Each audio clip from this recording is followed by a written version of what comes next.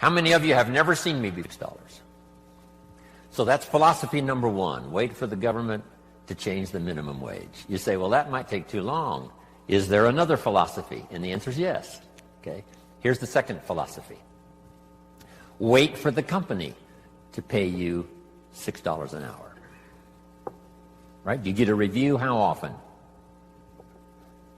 Every 6 months, let's say. You missed it.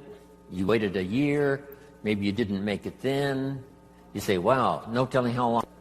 If you've got 1,000 people with you, maybe you could force the company to change it from 5 to 6 if there were enough of you that said, we will not work, we demand $6, or we will not work. By yourself, not a good philosophy. Together with others, it could work. Right? Here's what we call this, the philosophy of demand. I demand more money. Alone, too risky. Together, maybe you could get some progress.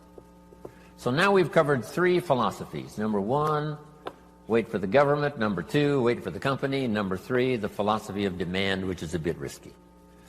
Here's the problem with the philosophy of demand. You can't get rich. If people only understood, starting at the lower end of the economic scale, that you cannot get rich by demand. Okay. Now someone says, well, in America, how could you become wealthy? And the answer is to develop a new philosophy. And let me give you that. It might be the best I've got for the whole day.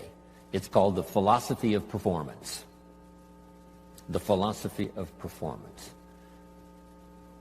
I will perform so well, it would be embarrassing for the company not to pay me $6.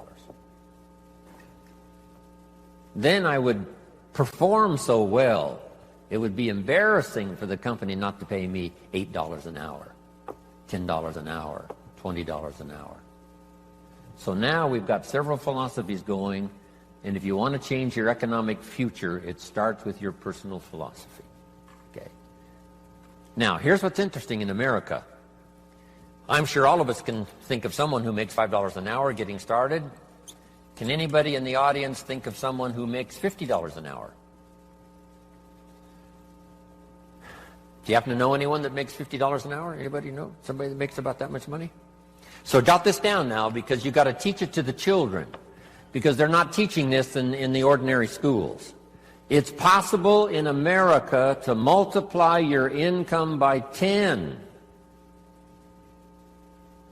If you take nothing else home economically to pass on to your children or to someone else, just take that phrase home. Jim Rohn taught us it's possible in America to multiply your income by 10. It's possible. If kids knew it was possible, do you think they would ask, how can you do that? If they knew it was possible, wouldn't the next question would be, how could I do it? If it's possible, how can I do it? Now you just teach them how to do it. How to multiply your income by 10. Now jot this down. A good economic question. Once you've multiplied your income by 10, is it possible to multiply it by 10 again? Not only to multiply it by 10, but to multiply your income by 10 again. Do you know anybody that makes $500 an hour? Can you think of someone? Makes $500 an hour? Right. My Beverly Hills lawyer makes more than $500 an hour. So jot this down. It's not only possible in America to multiply your income by 10, it's possible to multiply it by 10 again. Do you think kids would be excited to hear this philosophy? I'm sure they would. How can you multiply your income by 10 and then multiply it by 10 again? Now, if you multiplied it by 10 and then multiplied it again by 10, would it be possible? Would it be possible to multiply it by 10 again? Can you think of anybody that makes $5,000 an hour? What do you think I get paid? I mean, this is such exciting stuff. I'm a kid from the farms of Idaho. I was 25 years old before I learned that you could multiply your income by 10 and then multiply it by 10 again and then multiply it by 10 again. This is mind-boggling stuff. $5,000 an hour. Now, would it be possible? Would it be possible to multiply it by 10 again? $50,000 an hour. Now, here's a good expression to use, especially for this group. You're all tuned in, especially the last couple of days. The best expression is, of course. Could you multiply your income by 10? Of course. Could you do it again? Of course. Could you do it again? Could you do it one more time? $50,000 an hour. You know, I've lectured with General Schwarzkopf and Colin Powell. I had lunch once with Colin Powell a few years ago. Schwarzkopf gets about $65,000 for a 1-hour speech. $65,000. So how could you finally get to $50,000 an hour? Answer: become a general in the Army. Yes. And lead the troops in the Gulf War. But what I'm trying to say is the possibilities here, let's just say, are just unlimited. You can multiply your income by 10, then you can multiply it by 10 again, and you can multiply it by 10 again. Now, we're only talking economic values. There's all kinds of other values in terms of personal development, but this is it. Now, to climb this ladder, here's the possibilities. 63 million last year, one person earned. The possibilities, we would have to say, in our country, is what we call unlimited. Now, to climb this ladder as high as you wish to climb it. Jot this phrase down now, because I don't think I'll talk about anything more valuable than what I'm about to share with you. Here it is. To climb this ladder economically as high as you wish to climb it, here's all you have to do. Learn to work harder on yourself than you do on your job. Learn to work harder on yourself than you do on your job. Once I understood that philosophy, it totally changed my life. I made my first fortune by age 32, starting at age 25. And I've made and lost a few fortunes since then. That one simple philosophy, that it's possible to multiply your income by 10, and then by 10, and then by 10, by 10. And here's the simple way to do it. Work harder on yourself than you do on your job. Here's how it was put to me. If you work hard on your job, you can make a living, which is fantastic. If you work hard on yourself, you can make a fortune, which is super fantastic. At age 25, I went to work on myself. The difference in my economic future was so startling, even in the early years, that I never went back to the old ways. I never went back to the old philosophy. I never went back to the old disciplines. I accepted the new ones, and it changed my life forever. Unbelievable. Here it is in philosophical terms. Just jot this phrase down. This is a good one.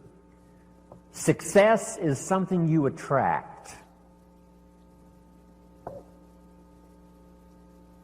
by becoming an attractive person. Success is not something you pursue. Success is something you attract by the person you become, by becoming an attractive person. Now, what could you think of that would start to make you more attractive to the marketplace? This is such simple ABC stuff. Okay? Let me give it to you.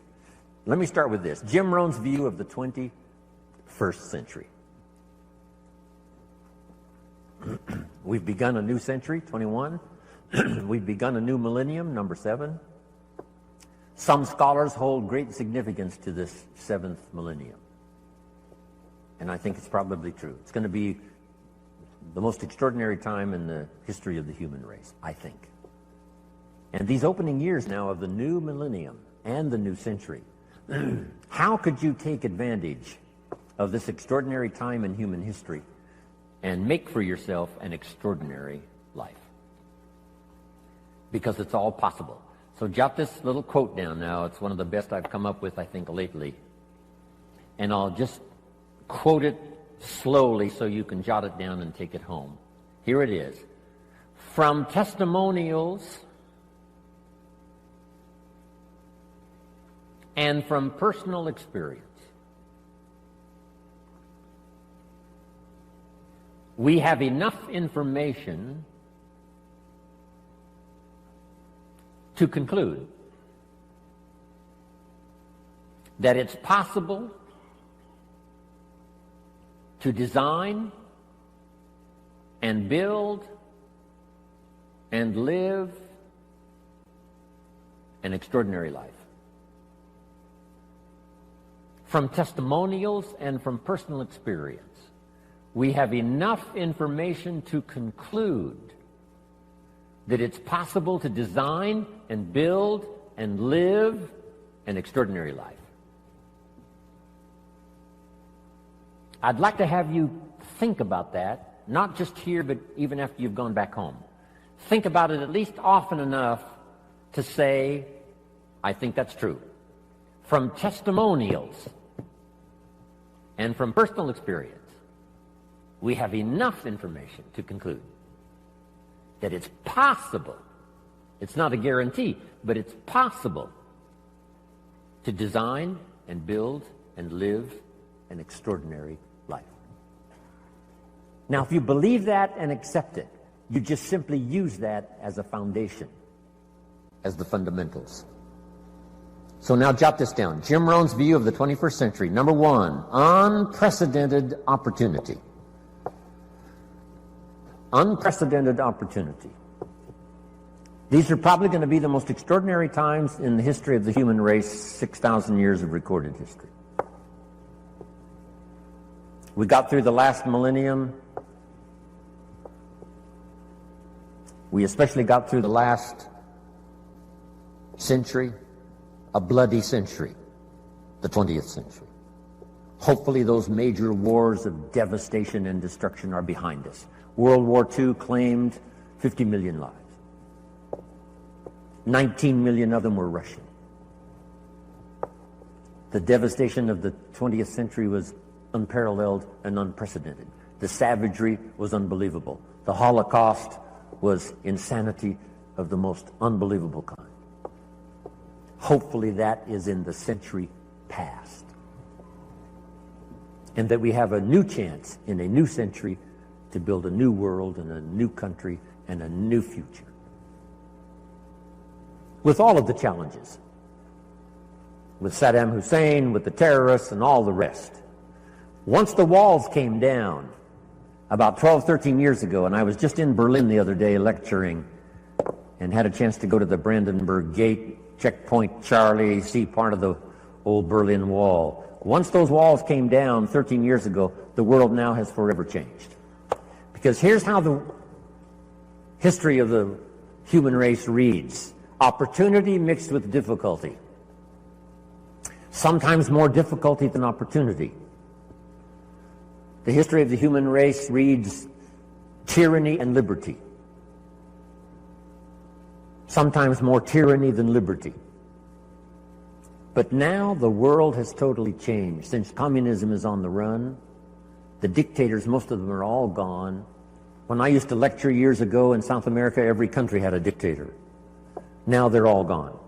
Castro and a few are left, but that's it. And they will soon all be gone. Within a short little period of the rest of our lifetime, all the dictators will be gone.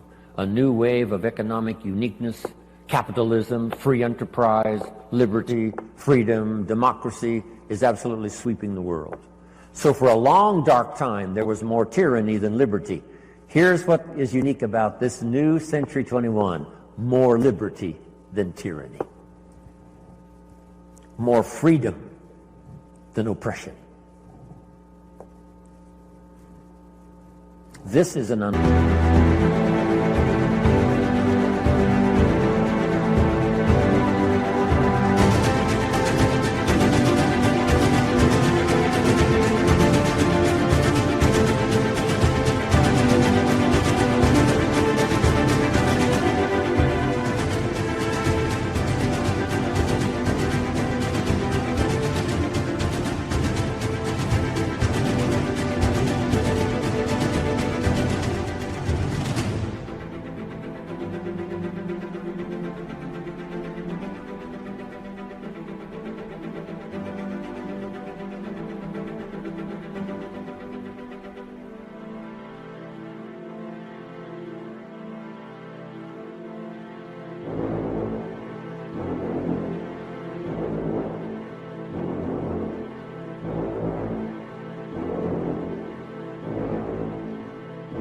unprecedented time.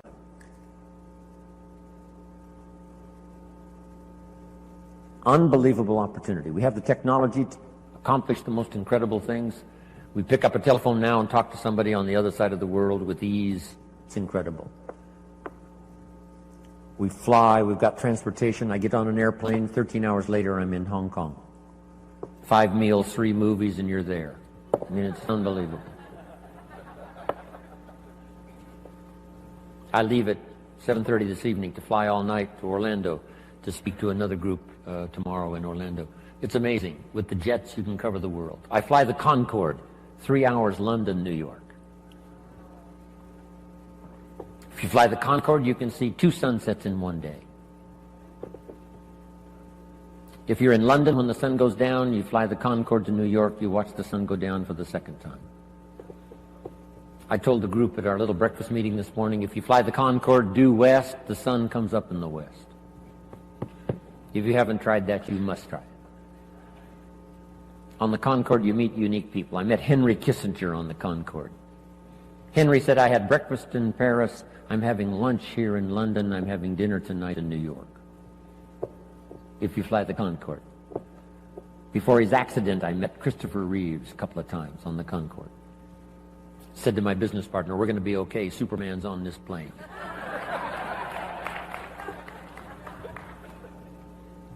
This is unprecedented opportunity now, the 21st century and the beginning of the 7th millennium. These are extraordinary times. Now here's number 2. However, keen competition. World competition. We're dealing now with Iraq. A big part of it is competition. Hopefully the nations of the world will settle a big share of their differences so we can develop unique economic, social, personal prosperity for the future with limited conflicts. No more horrors, no more holocausts. Hopefully.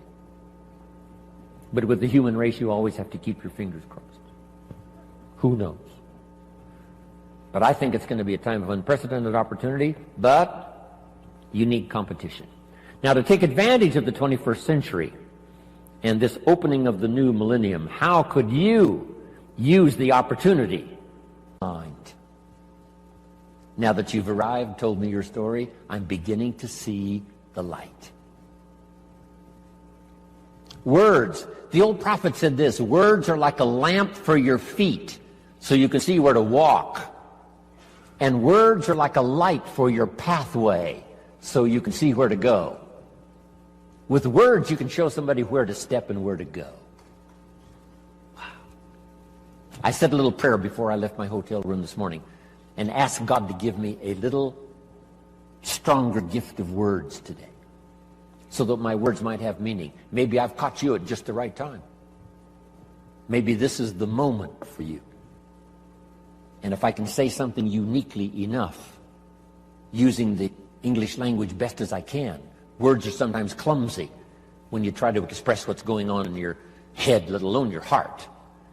But if I can do as good a job as I possibly can in the session we've got this morning and then again this afternoon, by the time I'm finished, maybe my words will help turn on another light for you. And you'll be able to see the possibilities better than you've ever seen it before. You'll be able to see yourself more successful than you've ever envisioned it before. If I can wisely say good words. Now, I've put communication in 3 parts because all 3 of these parts now help me make more fortunes. Here's the first one. It's called training. Training is simply showing somebody how to do the business, how to do the job. If you get good at that, the pay is incredible, whether it's your own enterprise or whether you work for someone else. Training pays big money. Here's the next one, teaching. And I've divided the 2 just to make the point. Teaching is more teaching life skills. Life skills. Teach somebody how to set goals. Gary mentioned, right, making the list and checking them off. Today he gets to check one off. Jim Rohn arrives in San Jose, Santa Clara. I'm so excited about that. Teaching leadership. Teaching management. Teaching how to become powerful, gifted, influential. Teaching father skills, mother skills. I've now, the last 15 years, learned grandfather skills.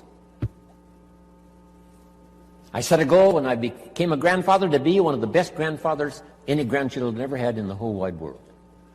I practice it. I think about it. How to use my newfound life as a grandfather and learn every skill possible to dazzle my grandchildren. I'm one of the best.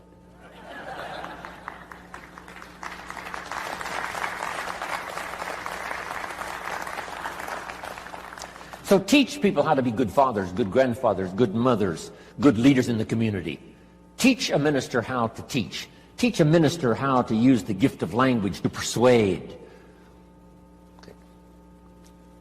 So communication is part of its training, part of its teaching. Here's the best part. No, here's number 3 in the gift of language, and that's learning how to inspire. Inspire simply means a few simple things. Here's number 1. Help people to see themselves better than they are. Yes, sometimes we have to help people see themselves as they are. If they've made mistakes, maybe that needs to be pointed out. If a child has messed up, sometimes you've got to say, you've messed up. But don't leave them in the mess. Now transport them into the future with the gift of your language and inspire them with the person they can become by using the mistakes of the past to develop new disciplines for the future.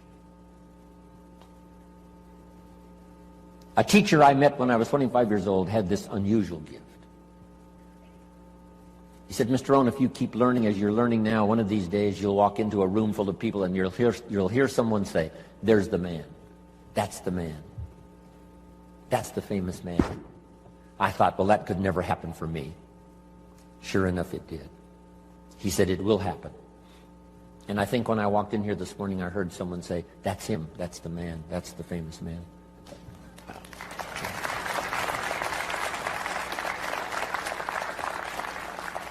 You must transport your children into the future. Yes, you have to take them back to review their mistakes, but don't leave them there. Now transport them into tomorrow. Transport your children into next week. Help them to see themselves 30 days from now, 90 days from now, 6 months from now. Help them to see themselves successful. It's your gift of language that can do that. Help them to have faith for themselves and faith for the future. The sacred writing says this, faith comes by hearing words, good words. Somebody who well chooses their words and delivers them with uniqueness can inspire faith for somebody to believe the most impossible things can be possible.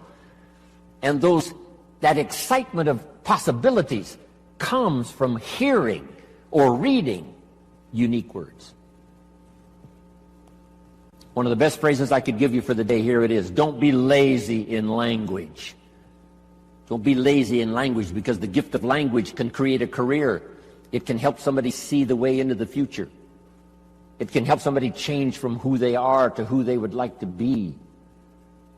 It will help you to see the gift of your own intellect There's an innate vocabulary in all of us that helps us to see, helps us to translate what's going on in the world, what's happening, so that we can make good decisions instead of poor ones. We can make less mistakes this year than we made last year. One of the major things to pray for is to be gifted in language, because it can have such a dynamic effect on your children. It can have such a dynamic effect on your business. It can have such a dynamic effect on your customers. It can have such a dynamic effect on your business partners that not to continually get better and better at the gift of language would be a great mistake. Let it open doors nothing else will open, the gift of your language. Let it help people to see possibilities that they cannot see now. And you join in those possibilities and make another fortune and another fortune, all the way up the ladder as far as you wish to go. I don't know how high you need to go.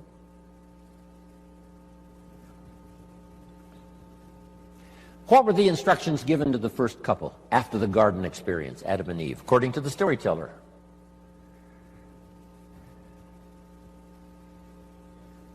We've got some Bible scholars here right now. Instructions given to Adam and Eve after the garden experience. Here they are. Number 1, multiply. It's a lonely place. It's just 2 people. Multiply.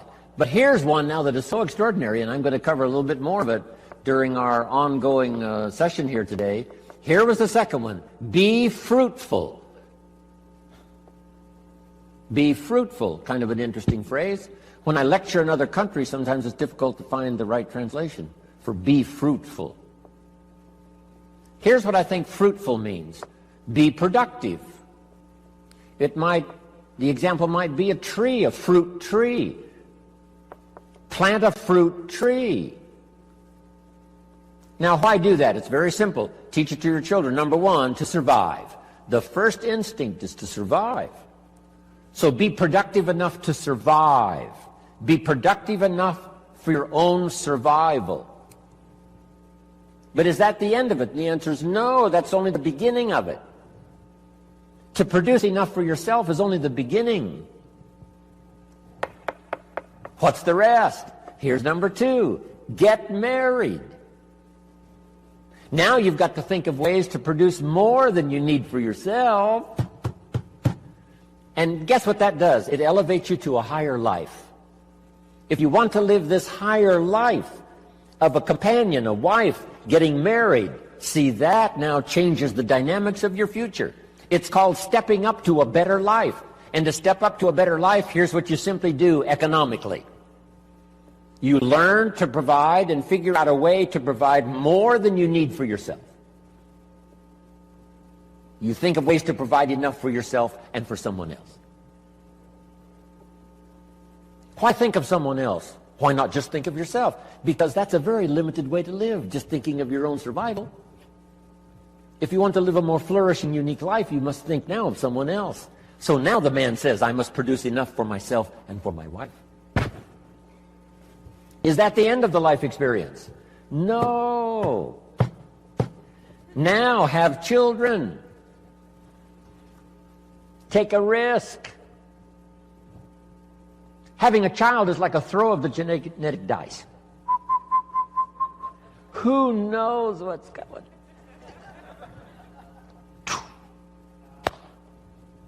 See what happens. But now a man who now wants the experience of having children must now think of ways to produce enough for himself and for his family. Someone says, why do that? Why not just take care of yourself? Because that's such a beginning way to live. Survival is okay, but it's not the good life. Now take it a step further. Jot this one down.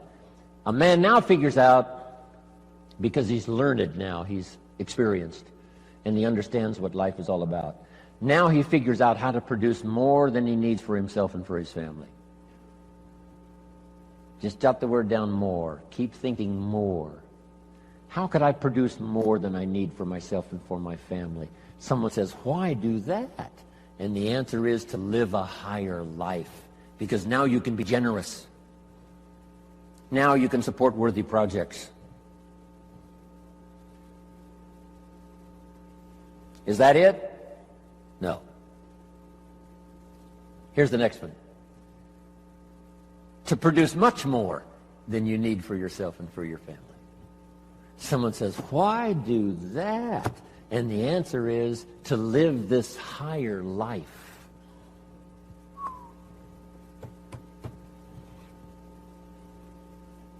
What if you earned $10 million one year and you and your family only needed $3 million? That would probably take care of the average family, $3 million. Some families are more expensive than others, but let's say $3 million would pretty well take care of most families. But you made $10 million, and you and your family only needed $3 million. Now you've got $7 million to give. Wouldn't you like to live that kind of life? Someone says, why do that?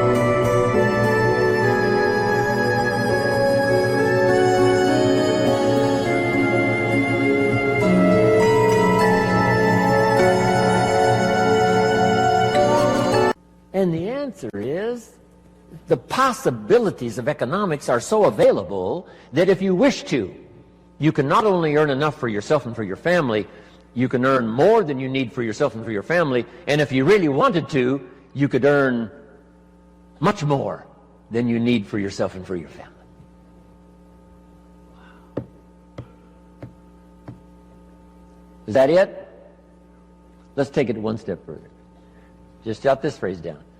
Figure out a way to earn far more than you need for yourself and for your family.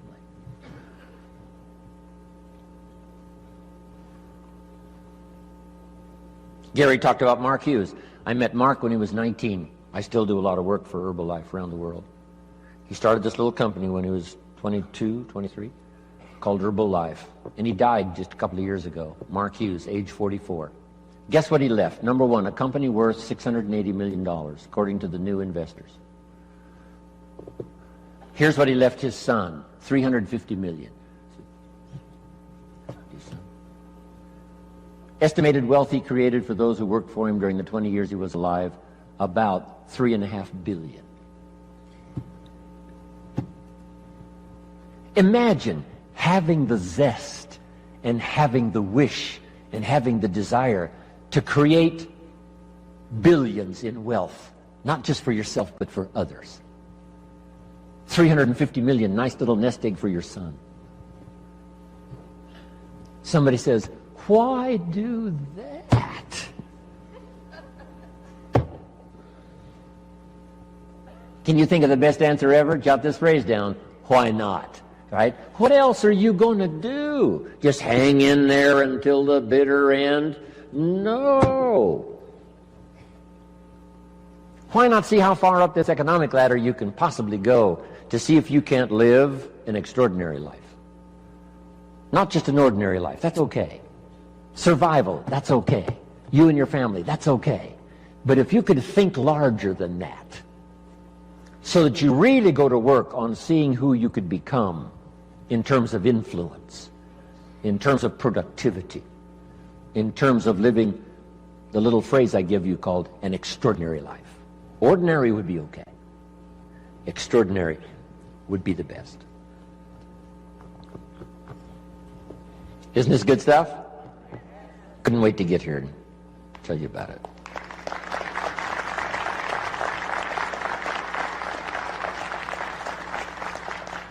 I could hardly wait to hear what I've got to say today.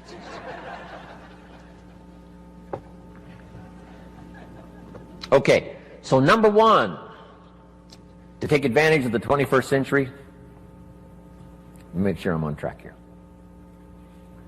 To take advantage of the 21st century, learn multiple skills. Let me give you one more now. It would be useful to know more than one language.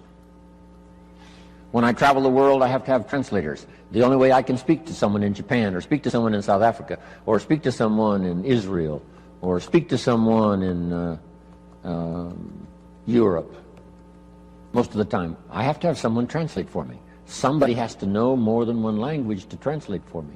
And their gift of knowing more than one language makes them uniquely valuable. So that would be another wise idea. Learn more than one language. And number two, learn more than one skill. Number two, learn more than one language. When I was growing up, my father spoke German. He was German, but he never taught me German. I could have learned it. My mother was English, but she spoke French, but she never taught me the French. When I was growing up, they said, leave the old world languages behind. This is America now, English, English, English. Now we know much better. My parents, I could have learned 3 languages as easy as one growing up. So, if you think the time has passed for you to learn that second and third language, make this note now. It's one of the best for the day. Give it as a gift to your children. Encourage them to learn the second, third language, as many as they can learn. I asked a teacher one time, how many languages can a child learn? And she said, as many as you will teach them. They don't lack curiosity. They don't lack capacity. They only lack a teacher. Don't let your child develop 10% of what they're capable of. Don't let them develop 15% of what they're capable of. Give them the opportunity to learn as much percentage as possible of what they're capable of. And for yourself. So, multiple skills, multiple languages. Now, what's the rest? Taking advantage of the 21st century. Jot these notes down. Have you got this? Don't want to erase it if you haven't got it.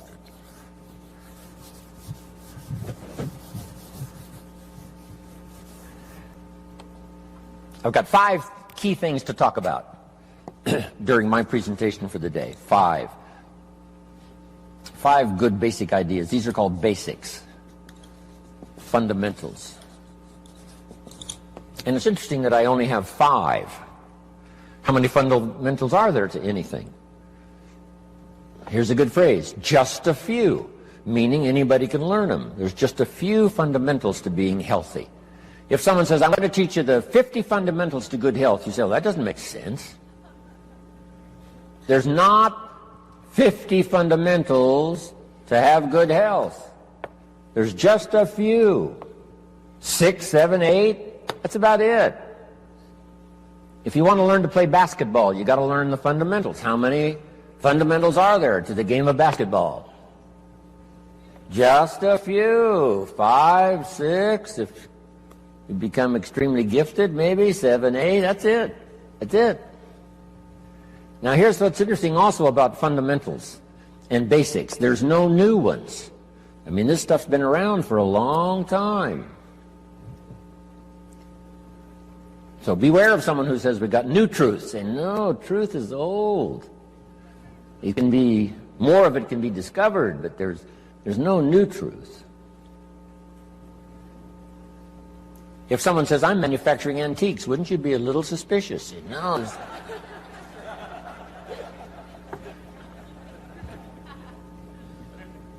So, skills and fundamentals are like antiques. They've been around forever.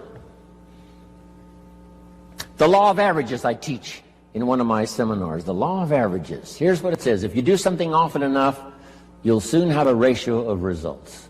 If you do something often enough, you'll soon have a ratio of results. If at first you talk to 10 people, get one to say yes. That means you're getting 1 out of 10. Talk to 10 more, get another one. Talk to 10 more, get another one. Talk to 10 more, get 2 instead of 1. Why is that? You're getting better. The law of averages works for anyone.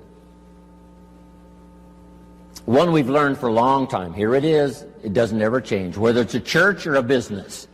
20% of the people do 80%. 80% do 20%.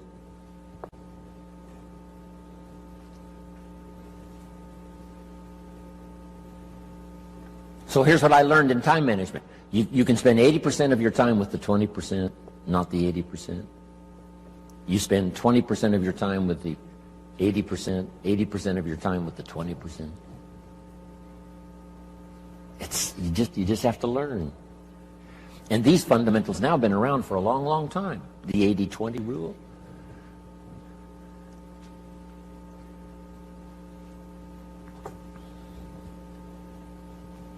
We bring products, tapes, books, videos, right? Things to buy for your ongoing education. We bring books and tapes and CDs, and we bring all that stuff for how many people?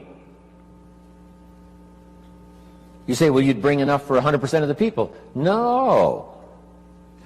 No. No. 20%. You bring all the stuff for the 20%, not the 80%. Isn't that fascinating?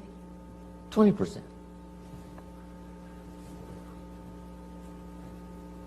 It's fascinating. People's different reaction to the same presentation. Someone walks out of my seminar and says, wow, I'm going to go change my life. Someone else walks out and says, oh, I've heard all this stuff before. Same seminar. It said the first day the Christian church was started, first day, the speaker, Peter, got up, gave this classic presentation to a multitude, vast number of people. And what was interesting was when he finished, the reaction to his presentation. It said some of the, I think there were thousands. It said some of them laughed at him. And I thought, why would they laugh? He seemed sincere to me. And it said some of them mocked him. And I thought, why would they do that? And I found out they're the mockers. That's what they're supposed to do. And the laughers are supposed to laugh. It said some that heard this magnificent presentation didn't know what was going on. And they're easy to spot. They're usually saying, what's going on, right? I mean, they don't know what's happening. But then it says this, some that heard believed. And the number that believed was about 3,000. Didn't give us the total, but out of the total, 3,000 said, hey, this is good enough to follow. So that's life. Once you learn the percentages, right? It's called the law of averages. It's one of the best studies. It's in some of my CDs and presentations. But now, let's talk about the fundamentals of life, the fundamentals of success. There's just a few. They're basic. It's like ABCs, which I deal with primarily, ABCs. So let's go through them. Here's number one. We've talked a little bit about it by way of introductory. It's called, one, your personal philosophy.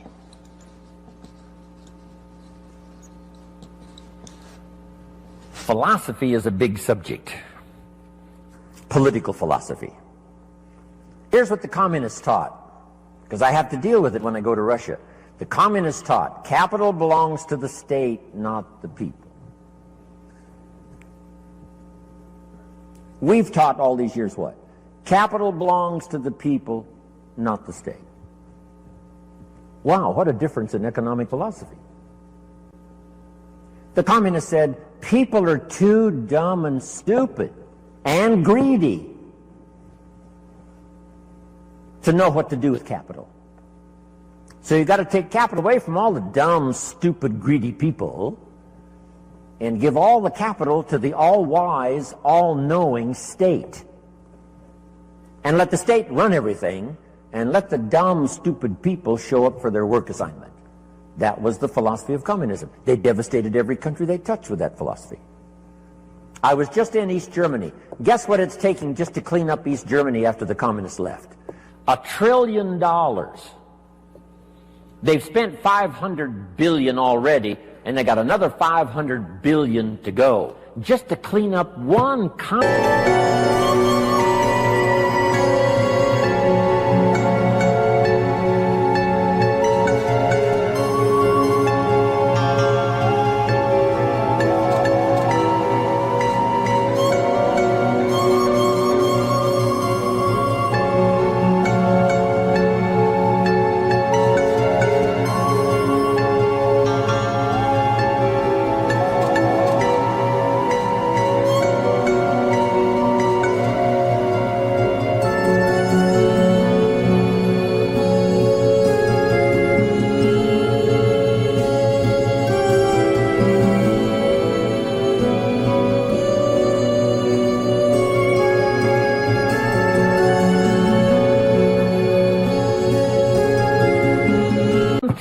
Devastated by such a philosophy.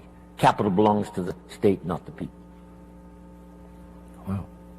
The consequences of philosophy are unbelievably either on the good side or on the bad side. Now, personal philosophy. You know, there's religious philosophy and spiritual philosophy, and there's economic philosophy and social philosophy. Okay? Economic, political, all kinds of philosophies. Right? Where did we come from, and where are we going, and what is the meaning of life? Right? Philosophy is a big tent with many different divisions. But the one I want to talk primarily about today, and then expand from that, is your personal philosophy. So jot this down, one of the best notes for the day. Each person's personal philosophy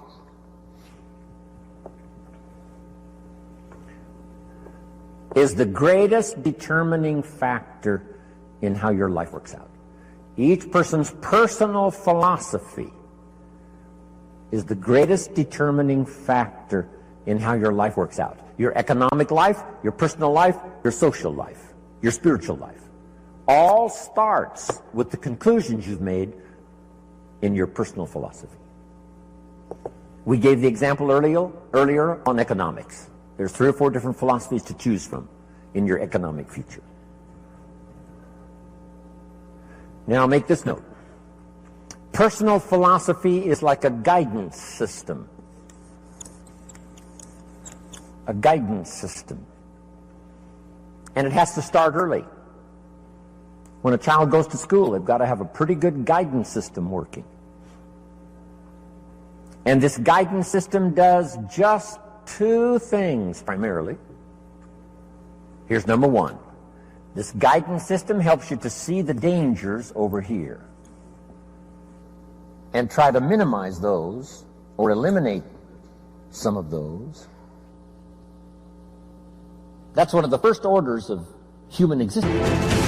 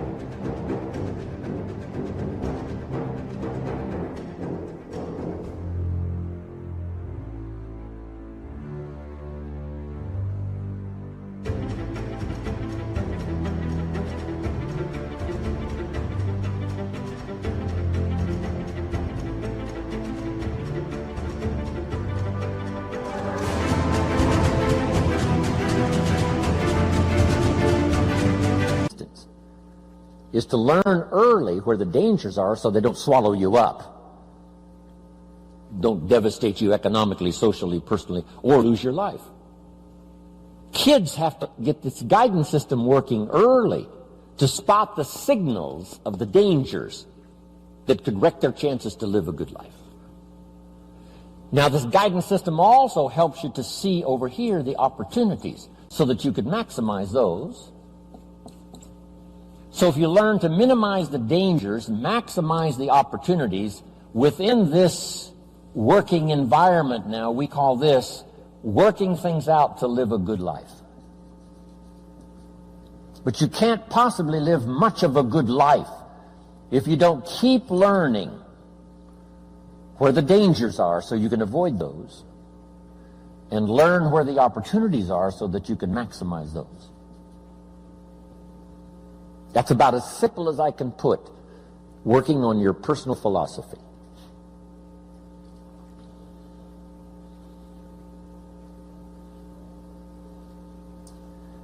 Now, why is it this way?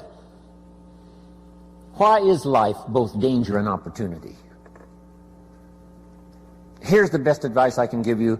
The storyteller probably gives us, more to think about than in detail. But here's what it seems like. And that's one of the best phrases to use if you're going to make your studies and try to come to some good conclusions. It seems like God wished to create for the humans he made a great adventure. Seems like. According to the storyteller, it seems like God wished to create a great adventure for the humans he created. That's the best explanation I've got, seems like.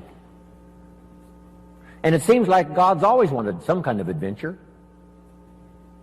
It said when he was alone in heaven, according to the storyteller, he created all these angels. That must have been fun.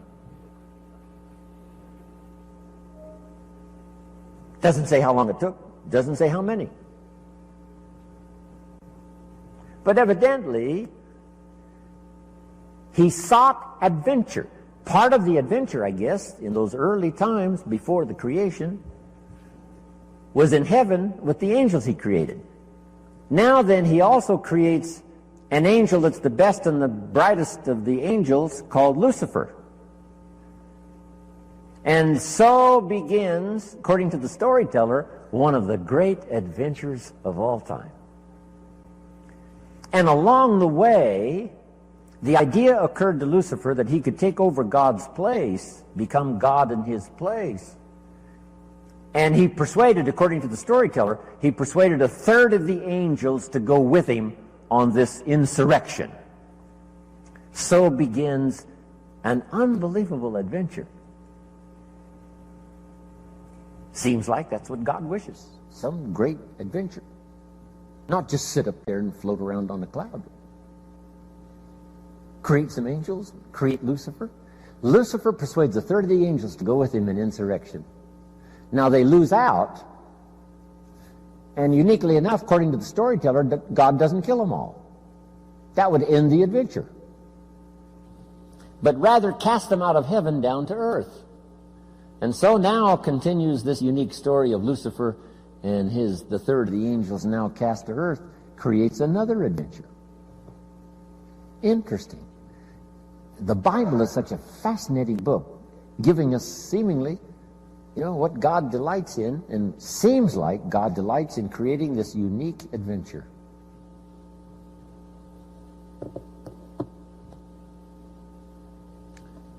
One of the ancient stories says God and Satan were talking things over one day.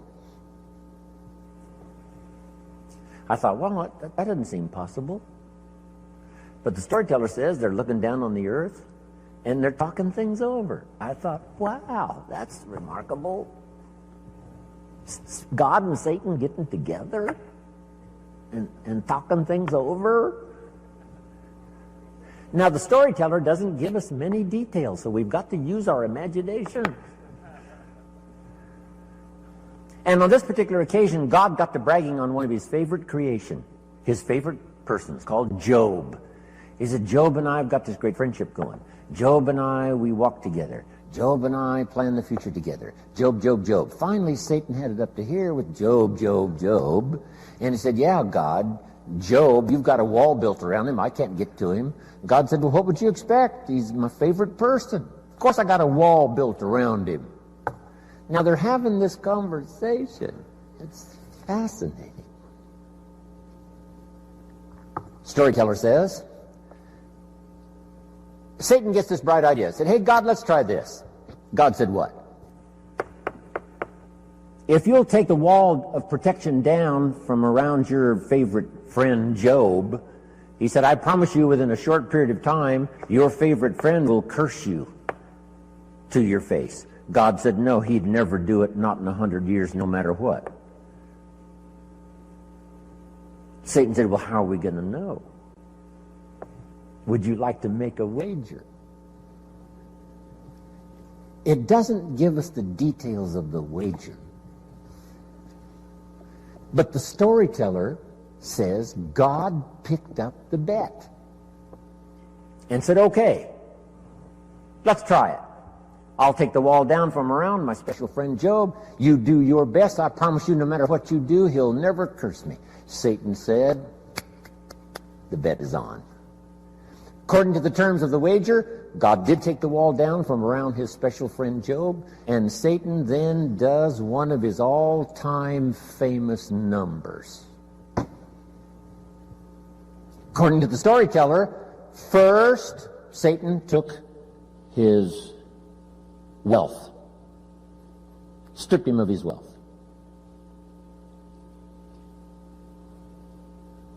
Satan said, that'll do it. Where's your friend God? He didn't curse God. Satan said, well, number two, took his health. Blow number two. Surely now he'll curse his friend God. No. Blow number three, and the worst, took his family. His health, his wealth, and his family. Gone. Satan said to God, here's where he does it. And sure enough, Job's wife comes along and says, Job, looks like your friend God has long forsaken you. You might as well curse him and die. And Satan said, here's where he does it. And God says, well, he hasn't talked yet. And while they both listen, Job says, never would I curse my friend God no matter what happens. God said, I knew it. I knew it. And picked up the bet. Whatever it was, doesn't tell it. Isn't that a fascinating story? Now, I say all of that to illustrate this. It seems like God delights in great adventure. And the only way to have great adventure, it seems like, is to have both danger and opportunity, and us with the possibility of figuring it out. Jot this down. Now, it's a nice little list. On one from other people is to just pick up the signals. Part of it is by sight. Here's a good watchword for the 21st century. Pay attention. No use falling into the same trap somebody else fell into. No use living a mediocre life like somebody else has chosen. Take a look and say, is that what you really would like? Say, no. Here's somebody that never read the books, never made the changes. There was a class and they didn't take it, a skill and they never learned it, a discipline and they never tried it. And they blame the government and blame taxes and blame society and they blame circumstances.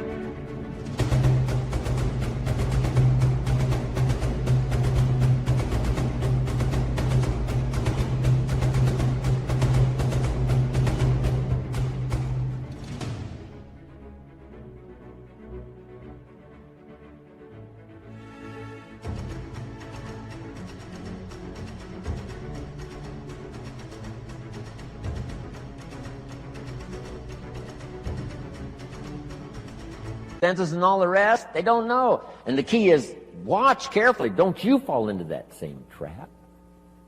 That's how we learn, from what we see. Here's next. If we learn from what we see, we put some of this on video so you can see it again and again and again. Next, you learn from what you hear.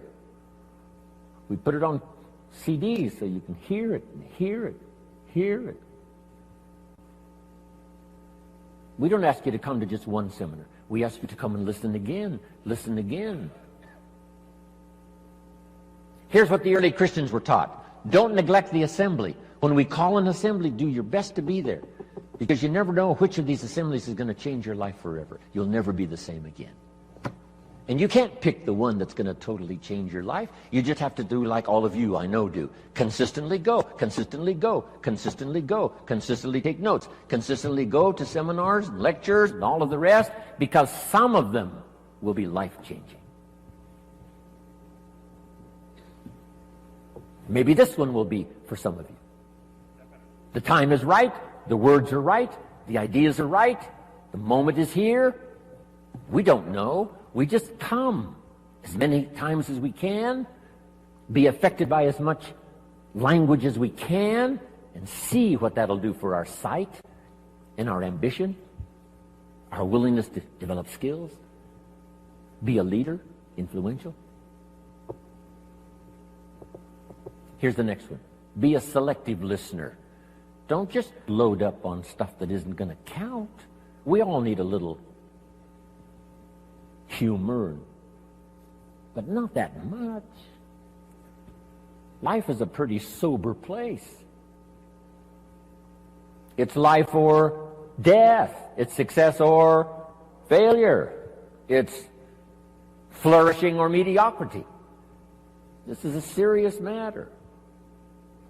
So, make sure that what you listen to gives you the full range, a good diet of things to listen to.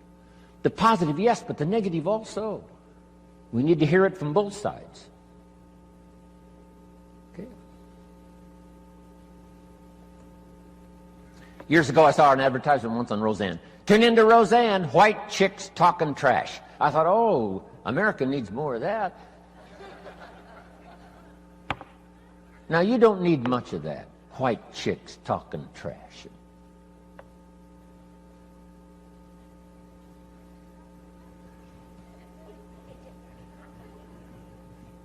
Here's a good note.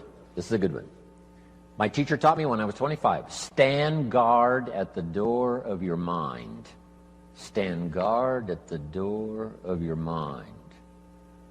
And you decide what to listen to, what not to listen to. How much time to give to what.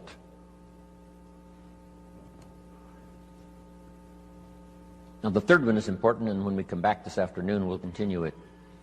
But here's number 3. Read all the books.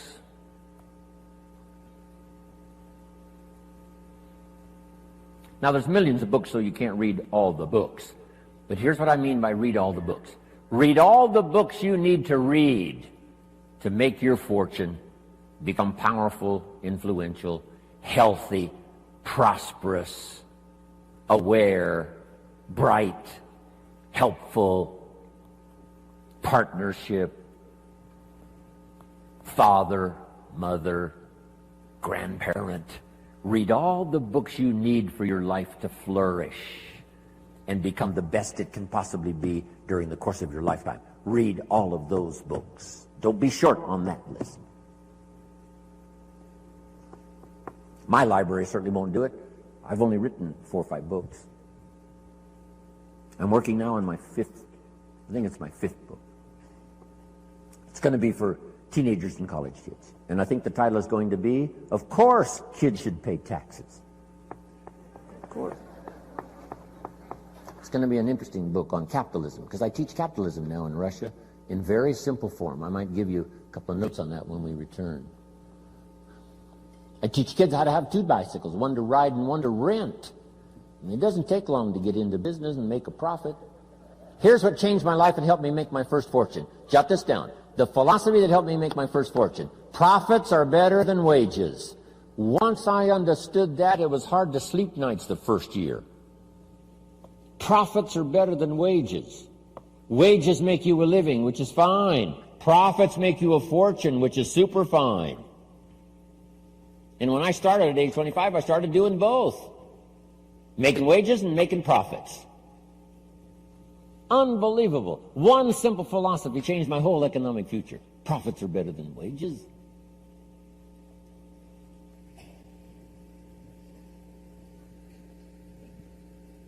Read all the books necessary. Now, I'm going to give you some that started my library. I've got one of the best. If you saw it, you'd be impressed. Haven't read everything in my library, but I feel smarter just walking in it. Right. Okay, Gary, where are you? Enough for the first go-around here. We'll be back this afternoon with some more. Thank you for your patience. Appreciate it very much.